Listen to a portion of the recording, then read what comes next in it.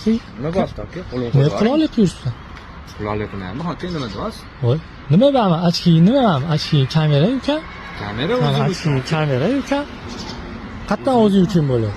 O'zim uchun olib yuribman. Qanaqa qilib o'zing uchun bo'ladi? Kechagina menga ishtirab keldi-yu, mana shu kamera orqali uka.